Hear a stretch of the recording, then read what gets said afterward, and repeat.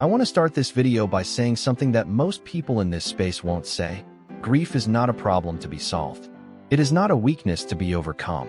It is not a sign that you're doing something wrong, or that your philosophy needs to be stronger, or that you haven't yet reached the level of equanimity the Stoics were pointing toward. Grief is what love looks like when the thing you loved is no longer here. That's it. That's all it is. And any philosophy worth taking seriously has to begin by honoring that, before it offers anything else. Here is the thing about Stoicism and grief that almost nobody gets right. If you search Stoicism grief online, you will find two kinds of content. The first kind tells you that Stoics didn't feel grief, that they were above it, that they had trained themselves out of emotional attachment, that the goal is to reach a place where loss doesn't touch you. The second kind, slightly more sophisticated, tells you that the Stoics accepted grief but kept it in check, that they allowed themselves to feel it but didn't let it take over. Both of these are wrong, and both of them, if you take them seriously while you are in actual grief, will make you feel worse. Not because grief is the problem, but because you'll add to your grief the additional burden of believing you're doing it incorrectly. What the Stoics actually believed about grief is more nuanced, more human, and, I think, more useful than either of those versions. And it begins with a letter that Seneca wrote to his mother from exile. A letter that, once you understand what he was really saying, changes the entire picture. Let me tell you what the Stoics actually knew about grief. Because what they knew is not what you've been told. And if you are grieving right now, or if you have grieved something significant and it's still with you, I think this matters. Let's go slowly. Part 1. 2 stories the history books almost forgot. When the Stoics lost the people they loved. I want to tell you about 2 moments in Stoic history that almost never get mentioned in the YouTube videos and the quote cards and the self-improvement podcasts.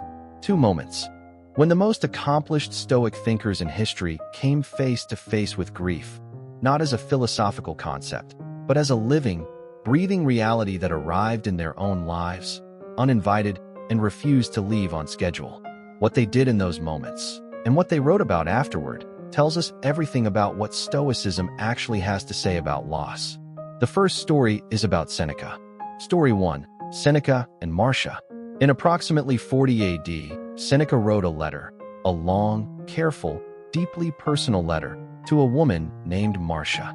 Marcia was the daughter of Cremutius Cordus, a historian who had been prosecuted for treason and starved himself to death rather than face execution. She had already grieved her father. She knew what grief felt like. But the letter Seneca wrote was not about her father. It was about her son. Marcia's son, a young man named Metilius, had died. And Marcia, by the time Seneca wrote to her, had been grieving for 3 years. 3 years of daily weeping.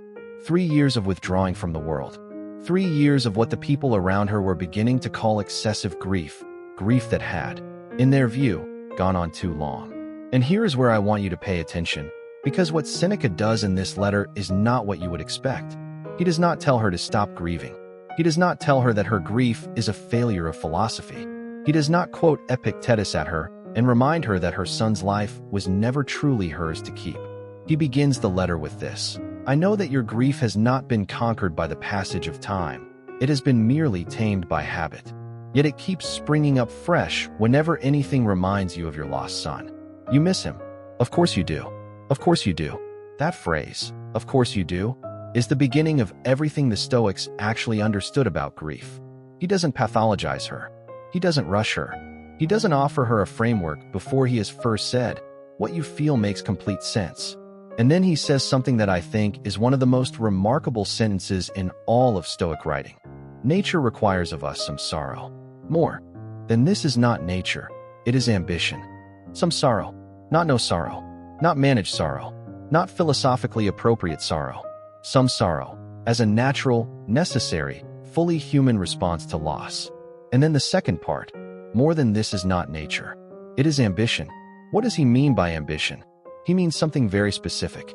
He means the grief that has stopped being about the person you lost and started being about something else, about performing grief for others, about keeping the connection alive through pain because you're afraid that peace would mean forgetting, about making suffering into an identity. He is not saying Marcia has reached that point. He is drawing the distinction, gently, carefully, so that she can find herself on the map. That distinction between natural sorrow and the grief that has become something else is the foundation of everything the Stoic framework offers on this topic. Let me sit with the Marcia letter for one more moment, because there's something in it that I almost missed the first time I read it. Seneca, in this letter, describes what her son's life actually was. He describes his character, his humor, the specific way he moved through the world. He honors the specific person, not a son, but this son, Metilius, this particular human being who existed and mattered. He then writes, he lived as long as he needed to. He completed his role. Nothing that virtue produces is wasted by early death. Now, this is where I want to be careful, because this sentence is often quoted in a way that makes it sound cold. Like Seneca is saying, your son's short life was fine, don't worry about it. That is not what he's saying. He is saying something harder and more compassionate than that. He is saying, the value of a human life is not measured in years. The value of your son's life is not diminished by the fact that it ended when it did. He is asking Marcia to separate two things that grief tends to fuse together: the loss, which is real, which is hers, which is allowed to hurt, and the assessment of the life, which deserves to be seen clearly, not through the distorting lens of grief's narrative that everything was cut short, everything was stolen, everything was less than it should have been. One of the most painful things grief does is make us feel that the life itself was a tragedy. Seneca is gently, persistently pushing back on that. The grief is valid. The life was complete. Both things are true. Story 2. Marcus Aurelius and Fronto. The second story is about Marcus Aurelius, and this one is less well known than almost anything else in his biography, which is strange, because I think it reveals something about him that the Meditations alone cannot. Marcus Aurelius had a teacher named Marcus Cornelius Fronto. Fronto was the greatest orator in Rome, possibly the greatest Latin prose writer of his generation. He was Marcus's rhetoric teacher from the time Marcus was a teenager. They corresponded for decades. Their letters, many of which survived, are among the warmest documents in Roman literature. Fronto was not just a teacher to Marcus. He was something closer to what we might call a mentor father, a man Marcus genuinely loved. And in approximately 165 AD, Fronto lost his grandson, a small child, the last surviving grandchild. The others had already died. Marcus wrote to him immediately. The letter is short, but I want to read you the heart of it, because it is, I think, the single most revealing document we have about what Marcus Aurelius actually believed about grief. He writes, "The loss of your grandson, my dear Fronto, I share with you from the very depths of my heart. I know how much you loved him, and I know that right now, nothing I say will reach you the way you deserve to be reached. So I will not try to reach you with words today. I will simply be with you, in whatever way a letter can be with a person." Read that again. The most powerful man in the world, the Emperor of Rome, the philosopher king, the man who had memorized every Stoic argument about the nature of death and the impermanence of all things, looked at his grieving friend and said, "I will not try to reach you with words today. I will simply be with you." This is not a man who believed grief was a failure of philosophy. This is not a man who believed the correct Stoic response to loss was to immediately apply the dichotomy of control and move on. This is a man who understood, from the inside, not just from reading, that grief has a timing of its own, that the first thing a grieving person needs is not a framework. It is presence. And then, only after presence, only after the acute phase, only after the person is ready to think, the framework becomes useful. That sequencing matters enormously. It is the sequencing this entire video is built around. Marcus Aurelius himself lost children, multiple children. In a time before modern medicine, child mortality was a reality that every Roman parent lived with, but that didn't make the losses hurt less. In the Meditations, he writes about this with a directness that can stop you mid-sentence. Loss is nothing else but change, and change is nature's delight. That sounds, on the surface, like cold Stoic detachment. But read the context. Read what comes before and after it in the Meditations. Marcus is not writing that sentence from a place of not feeling the loss. He is writing it as a man who feels the loss fully and is trying, every single day, to hold two things at once: the grief and the perspective that allows him to continue functioning as an emperor, a father, a husband, a human being. He is not choosing perspective over grief. He is building the capacity to hold both. That is a very different thing, and it is the thing the Stoic framework is actually pointing toward. One more piece of this history before we get into the framework. Epictetus, the slave philosopher, the man who practiced Stoicism under the most extreme external constraints of any of the major Stoic thinkers, said something about loss that I want to put directly in front of you. He was asked by a student, "How do I not feel grief when someone I love dies?" His answer was not, "Train yourself not to love them." His answer was, "Never say of anything, 'I have lost it,' but 'I have returned it.' Is your child dead? It has been returned. Is your wife dead? She has been returned. Has your estate been taken away? Well, and has not that likewise been returned?" Now, this is the passage that gets Epictetus in trouble with modern readers. It sounds like he's saying, don't be attached to people because they were never really yours. But that is a misreading, and I want to correct it clearly. Epictetus is not arguing against love or attachment. He is offering a reframe of ownership, specifically, the way grief fuses love with a sense of possession. The feeling that this person was mine, and now they have been taken from me. The suffering that comes from that framing is real. And it is, in part, a product of the framing. He is not asking you to love less.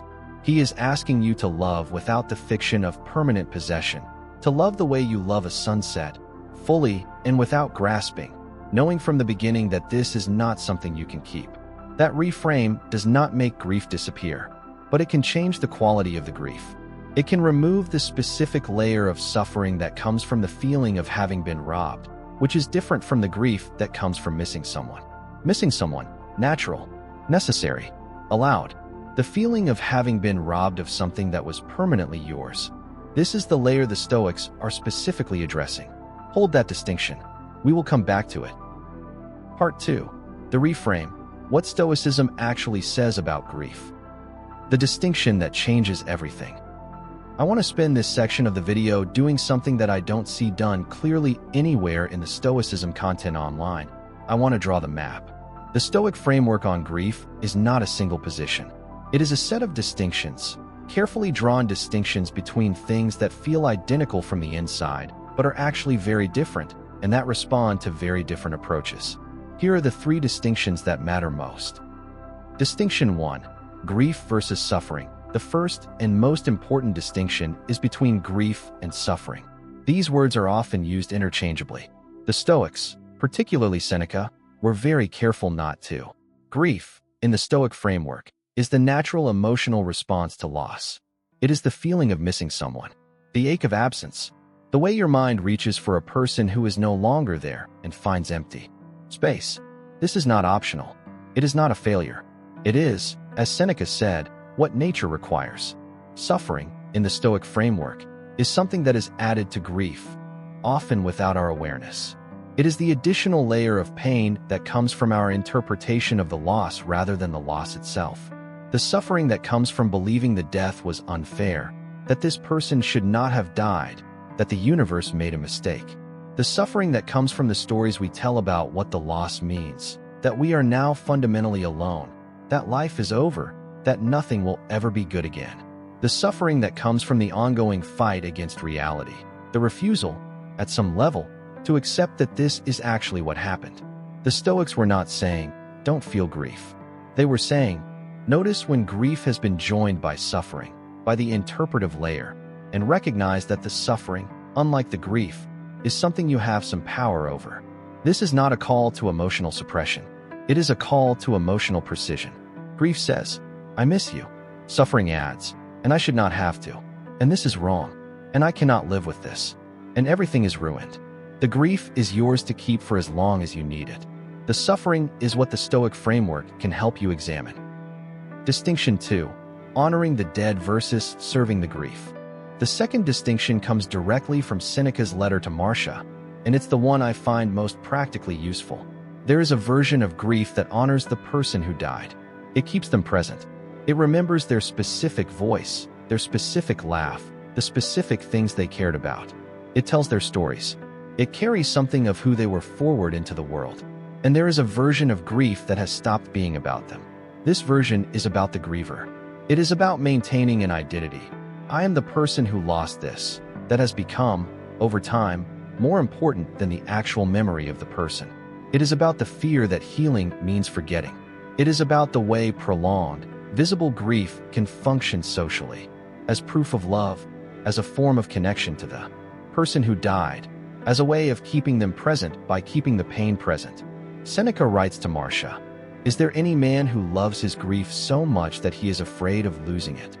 He is not being cruel. He is naming something real. Grief can become, without our choosing it, a way of being in relationship with the person we lost. And when it does, peace starts to feel like betrayal. Healing starts to feel like abandonment. Moving forward starts to feel like leaving them behind. The Stoic reframe here is this: the person you loved is not contained in your pain.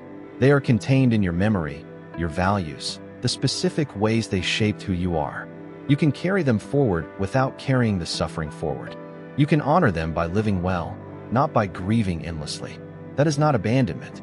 That is, in fact, the deepest form of love the Stoics knew. Distinction 3, the timing question. The third distinction is about timing, and it is the one the Stoics were most careful about. There is a time for grief to be primary. In the acute phase, the first days, the first weeks, sometimes the first months depending on the loss, grief is doing something necessary. It is integrating a reality that is almost too large to integrate. It is processing something that the human nervous system was not designed to process quickly. The Stoics did not rush this. Marcus Aurelius, writing to Fronto, did not offer philosophy in the first letter. He offered presence. Seneca, in the letter to Marcia, spends the first several pages simply acknowledging what she has lost before he moves toward any kind of reframe. The framework is not for day one. It is for the moment when the acute phase has passed, when you have, in some sense, gotten through the first part, and you find yourself in what many people describe as the longest and most disorienting phase of grief. The part where you know the person isn't coming back. The part where the practical support from others has faded. The part where the world expects you to be resuming, and you are not sure you know how. That is where the Stoic framework becomes most useful, not as a replacement for grief, as a structure for carrying it. Part 3, the 4 Stoic tools for grief. For tools. These come directly from the Stoic texts, from Seneca's letters and consolations, from the meditations, from Epictetus's discourses. I want to be clear about what these are. They are not a cure for grief. Grief does not have a cure, and anyone who tells you otherwise is selling something. They are not a timeline. There is no correct length of time to grieve, and the Stoics knew this. They are instruments. Things you can return to when the grief has gotten into the driver's seat, and you need to find your way back to the passenger seat. Not to stop the journey, but to navigate it with some degree of intention. Let's go through them. Tool 1. The letters of remembrance, specificity as antidote. The first tool comes from something Seneca does in his letter to Marcia that I think is underappreciated. He describes her son specifically. Not a good young man. Not a son with great potential. He names specific qualities, specific moments, specific ways that Metilius moved through the world. This is intentional, and it is a tool. One of the strange things grief does to memory is that it tends to flatten the person. They become the loss, rather than remaining the specific, complicated, irreplaceable individual they were. We remember the last days, the death, the absence. We can lose access to the texture of who they actually were. The Stoic practice here is what I call the letters of remembrance, and it doesn't have to be literal letters. It can be writing of any kind. It can be a conversation. The practice, describe the person as specifically as possible. Not what they meant to you, though that matters, but who they were. The specific thing they always said in a particular situation. The way they laughed. The things they were bad at as well as the things they were good at. Because grief sometimes sanitizes people into perfect versions of themselves. And there is something about remembering their full humanity that keeps them more present. The opinion they held that you disagreed with. The habit that drove you slightly crazy. The thing they were proudest of. The fear they never quite conquered. Full specificity. Because what we are grieving is not an abstraction. We are grieving a specific person. And keeping that specificity alive is both a form of honoring them and a form of keeping the grief grounded in reality rather than in story. Seneca understood that the clearest antidote to grief becoming formless and all-consuming is to keep it tethered to the specific person who caused it. Write about them. Talk about them. In detail. By name. That is the first tool. Tool 2. The view from above. Perspective without bypass. Marcus Aurelius had a practice he returned to regularly in the Meditations. He called it, in various forms, the view from above. The practice, deliberately scaling your perspective outward. From your immediate situation, to your city, to your country, to the entire world, to history, to the full scope of time and human experience. And then bringing it back. In the context of grief, this tool works in a very specific way. Not to make the loss feel smaller, which is how this tool gets misused. If someone tries to tell you, in the middle of your grief, that in the grand scheme of things the loss doesn't matter, they are not doing philosophy. They are being unkind. The view from above is not about minimizing. It is about company. When you scale your perspective outward and look at human history, what you find is this. Every person who has ever lived has experienced loss. Every civilization that has ever existed has had to develop ways of carrying grief. Rituals, philosophies, religions, stories, because grief is as universal as hunger or sleep. Marcus Aurelius writes, "Of human life the time is a point, and the substance is in a flux, and the perception dull, and the composition of the whole body subject to putrefaction, and the soul a whirl, and fortune hard to divine, and fame a thing devoid of judgment." And, to say all in a word, everything which belongs to the body is a stream, and what belongs to the soul is a dream and vapor. This is not nihilism. This is Marcus, who grieved, who felt loss, who carried it throughout his reign, reminding himself that the grief he is carrying is one instance of the universal human experience of loss. He is not alone in it, and neither are you. The view from above, in grief, is a way of finding company in history.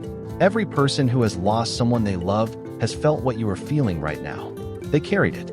Most of them found, eventually, a way to carry it and still live. That is not a promise. It is a pattern. And knowing the pattern, knowing you are not uniquely broken, that this is not a malfunction specific to you, can loosen the grip of the grief just enough to breathe. Tool 3. Amor Fati applied to loss. The hardest tool. This is the hardest tool in the Stoic framework. I want to be careful with it. We talked about Amor Fati, love of fate, in video 1. In the context of grief, it is not love of the death. Let me say that again because I want it to be completely clear. The Stoics are not asking you to love the fact that someone you loved died.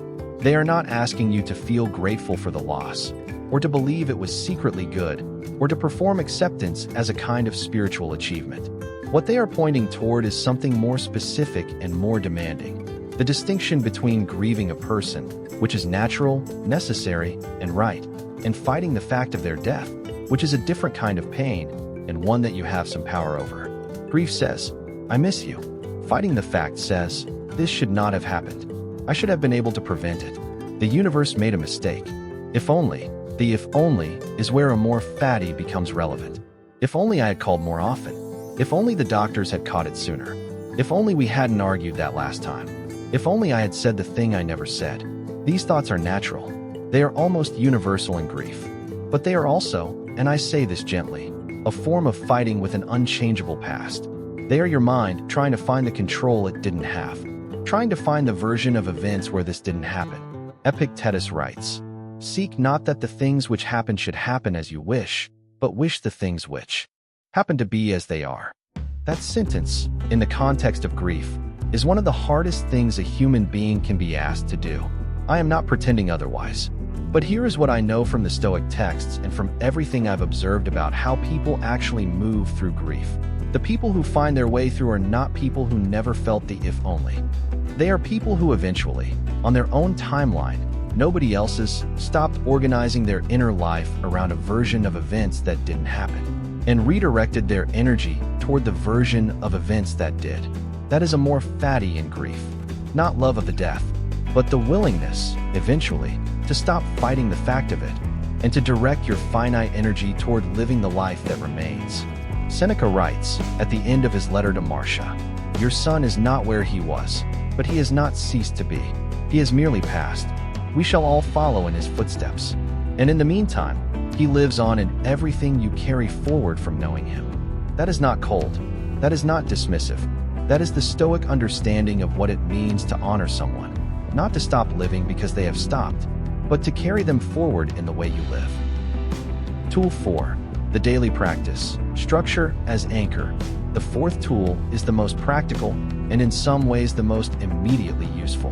Grief, especially in its middle and later phases, does something to time that is hard to describe until you've experienced it. Days become formless. Hours stretch. The structure that used to give shape to your week, routines that included the person you lost, or that were organized around a life that no longer exists in its previous form, is gone. And formlessness, the Stoics understood, is one of grief's most effective allies. Without structure, the mind defaults to its most well-worn paths. In grief, those paths lead back to the loss, again and again, without progress. The Stoic prescription, and I mean prescription in the most practical sense, is structure. Not as a distraction, not as a way of keeping busy so you don't have to feel. As an anchor, Marcus Aurelius began every single day with a deliberate practice, asking himself what kind of person he intended to be that day, reviewing his commitments, grounding himself before he was required to respond to anything external. Seneca had fixed times for writing, reading, walking, and reflection. In exile, with nothing, he maintained this structure, because he understood that the structure was not a product of his circumstances. It was a creation of his will. In grief, the equivalent practice looks like this: a fixed wake time. Even when, especially when, you don't want to get up. One physical thing, every day, without exception. Walk, run, yoga. It does not matter what. The body is not separate from the grief. It holds the grief. Moving it matters.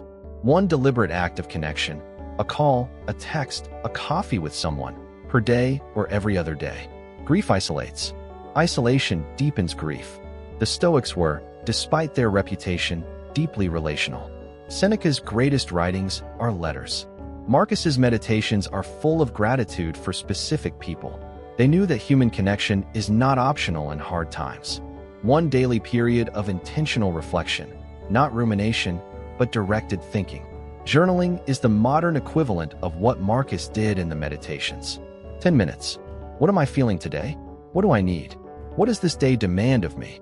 And one daily act of what Seneca called the good life. Something small that is connected to who you want to be rather than to what you have lost.